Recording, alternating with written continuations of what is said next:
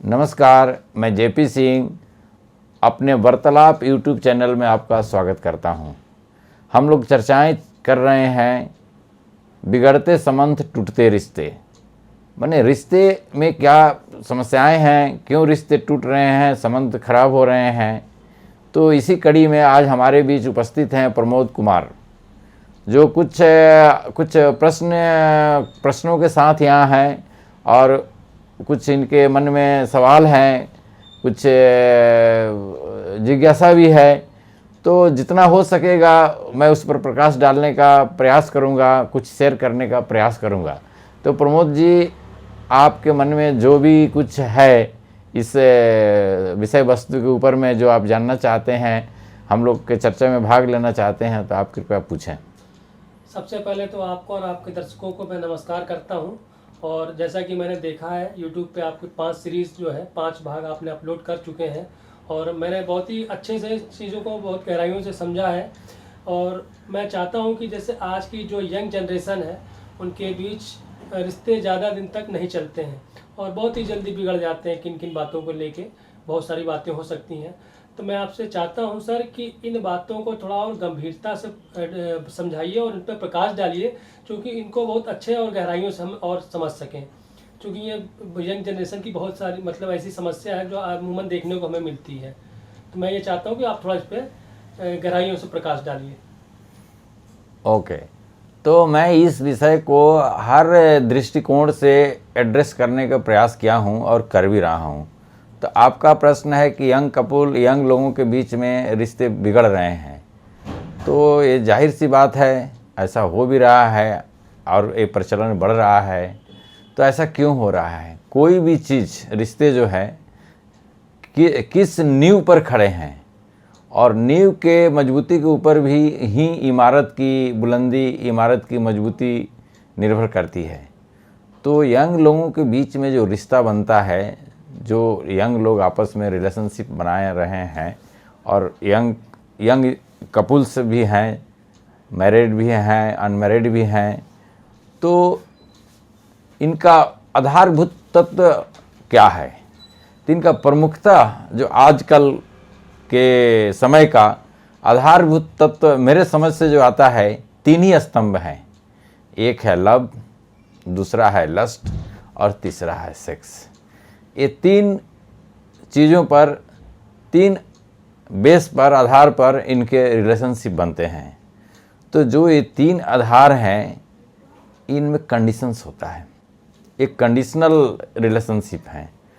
तो जब कोई भी चीज़ किसी कंडीशन में बनेगा और जैसे ही कंडीशन चेंज हो जाएगा, परिवर्तित हो जाएगा, तो उसका रूप भी बदल जाएगा। तो रिश्ते भी ऐसे ही हैं। तो ऐसे रिश्ते जो हैं बनते हैं, जवान होते हैं, बूढ़े होते हैं और बाद में दम भी तोड़ देते हैं। तो मैं चर्चा का विषय है कि आखिर इनमें क्या ऐसा है और क्यों ऐसा होता है। तो ये तो मैं बताया कि लव, लस्ट और सेक्स, ये तीनों आधारभूत जो तत्व हैं रिश्ते बनाने के लिए बहुत ज़रूरी भी हैं, और इससे बहुत अंतरंग और करीबी के भी रिश्ते बनते हैं, और रिश्तों में एक नया उत्साह, जोश और नयापन भी आता है। लेकिन ये केवल 3 ही चीज़ रिश्ते के लिए लेकर के हम नहीं चल सकते हैं, क्योंकि इसमें एक्सपेक्टेशन होता है। एक दूसरे से पाने की एक्सपेक्टेशन होती है, एक दूसरे से लेने की एक्सपेक्टेशन होती है। और जहाँ एक दूसरे से पाने और लेने की बात हो, तो वैसे में रिश्ते ज़्यादा दिन और स्मूथली नहीं चल सकते हैं। रिश्ते में तो देना होता है, कुर्बानियाँ होती है, समर्पण होता है। तो रिश्ते में दिक्कतें क्या है कि इन रिश्तों में वैल्यूज की कमी रहती है, मूल्यों की कमी रहती है। अगर रिश्तों में वैल्यूज और मूल्य आ जाएं तो रिश्ते चलेंगे। और ये सारे यंग लोगों के साथ ऐसा नहीं होता है। मेजॉरिटी ऑफ हिंदुस्तान में तो मेजॉरिटी ऑफ यंग लोगों के रिश्ते ठीक ही हैं। ठीक है, रिश्ते टूटते हैं तो 10-20% ही टूटते होंगे। ऐसा नहीं कि 50, 60, 70% रिश्ते जो हमारे पाश्चात्य सभ्यता में अमेरिका, इंग्लैंड और विकसित देशों में है, वैसा नहीं है। फिर भी 20%, 10% भी रिश्ते अगर ख़राब होते हैं, टूटते हैं, तो भी एक चिंता का विषय है, एक गंभीर मामला है। तो इसमें वैल्यूज को आना ज़रूरी है। तो वैल्यूज क्या है? हमारे जो ह्यूमन वैल्यूज है, धैर्य, दयालुता, कंपैशन, फ्रेंडशिप का वैल्यू, फ्रेंडशिप का होना, और आपस में एक सद्भावना, समर्पण की भावना, एक दूसरे के प्रति कमिटमेंट, तो ये सब वैल्यूज अगर रहेंगे तो रिश्ते चलेंगे। और पहले के ज़माने में बहुत सारे हम उदाहरण भी दे सकते हैं कि उनमें वैल्यूज थे तो वो रिश्ते अमर हो गए। अब देखिए महाभारत हम लोग देखते हैं तो महाभारत में गंधारी और धृतराष्ट्र अंधे थे, तो गंधारी ने भी एक अपना लिया कि हम भी अंधे रहेंगे, जब हमारा पति नहीं देख सकते हैं तो हम क्यों देखेंगे। सावित्री सत्यवान की कहानी हम सुनते हैं। सावित्री अश्वपति की बेटी थी, मत्स्य पुराण में ये कहानी है। तो उस समय राजा की बेटी को वर चुनाव करने का अधिकार होता था। तो जब उन्होंने सत्यवान का चुना तो नारद महर्षि आए और बोले कि ये तो अल्पायु है, ये तो जल्दी मर जाएंगे, और उनकी मृत्यु भी हुई। लेकिन सावित्री ने उस समय राजा मना करते रह गए कि भाई इनका साथ छोड़ दो, लेकिन उन्होंने साथ नहीं छोड़ा, और मरने के बाद उन्होंने यमराज से उनका जीवन दान मांग लिया। इसी तरह से हमारे महात्मा गांधी का भी एक मैं दृष्टांत दूंगा। महात्मा गांधी और कस्तूरबा बाई का भी रिश्ता अटूट था। और कैसे अटूट था?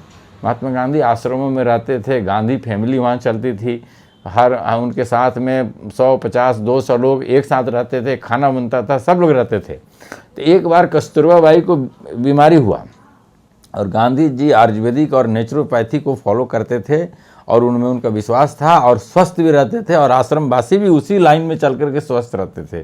तो गांधी जी ने बोला कि आप ऐसा करिए कि आप नमक छोड़ दीजिए। उनको कुछ रक्तचाप की बढ़ रहा था, उस तरह की कुछ बीमारियां होने की शुरुआती दौर था। तो कस्तूरबा बाई गुस्सा गई कि बिना नमक खाए कोई चल सकता है क्या? तो गांधी जी बोले कि सही, मेरी भूल थी आपको ये सलाह देना, क्योंकि मैं खुद ही नमक खाता हूँ, और जब जो चीज़ मैं अपने आचरण में नहीं ला सकता तो मैं किसी को कैसे बोल सकता हूँ, और उसका क्या प्रभाव पड़ेगा। आपने सही बोला। गांधी में तो यही खूबी थी कि अपने हर कमजोरी को स्वीकार करते थे और इसमें सुधार करते थे। और गांधी ने फिर उसी दिन और कस्तूरबा बाई के सामने प्रतिज्ञा किया कि आज से मैं 1 साल नमक नहीं खाऊंगा, और गांधी ने 1 साल नमक नहीं खाया। तो ये है एक वैल्यूज, एक दूसरे के प्रति कमिटमेंट का। अब देखिए अभी आज के दिन का मैं एक बता रहा हूँ व्यक्ति के बारे में, दशरथ मांझी, झारखंड के रहने वाले, जिनकी पत्नी मर गई थी बीमारी से। उन्होंने पहाड़ के चलते उस रास्ते से पार नहीं हुए, तो बोले कि अरे भाई ये तो बहुत ठीक चीज़ नहीं है, ये रास्ते अगर ठीक रहते तो हम अपने पत्नी को लेकर चले जाते। लेकिन तब उन्होंने पत्नी के याद में उस पहाड़ के छाती को चीर दिया और रास्ते बना दिया। उस समय भी उनकी एज बुढ़ापे की एज थी, फिर भी फौड़ा हथौड़ा कोई बिना जेसीबी का इतना बड़ा काम किया। तो रिश्ते में वैल्यूज और मूल्यों का महत्व है।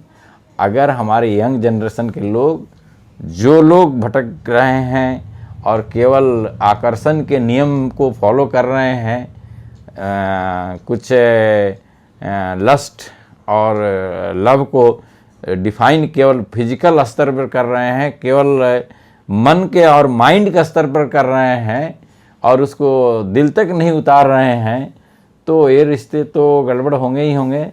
तो मेरा बोलना है कि रिश्तों में ये 3 चीज़ जो यंग जनरेशन कर रहा है वो समय के हिसाब से और उनके डिमांड और अर्घ के हिसाब से तो सही है, लेकिन उसमें वैल्यूज को होना ज़रूरी है। जो मैं बोला, जो ह्यूमन वैल्यूज है, मूल्य हैं, जो हमारे ज़िंदगी के एक स्तंभ है, उनको होना ज़रूरी है, तो रिश्ते चलेंगे। तो मैं समझता हूँ कि ये मैटर बहुत ही क्लियरिफाई हो गया होगा, स्पष्ट हो गया होगा, और भी कुछ इस पर कुछ और नए तथ्य आएंगे तो मैं बताने का प्रयास करूँगा। तब तक हम लोग आज मैं सोचता हूँ कि यहीं विराम दिया जाए, और आप सभी से अनुरोध है कि इस चैनल को ज़्यादा से ज़्यादा सब्सक्राइब करें, शेयर करें, बातें अच्छे लगे तो। धन्यवाद।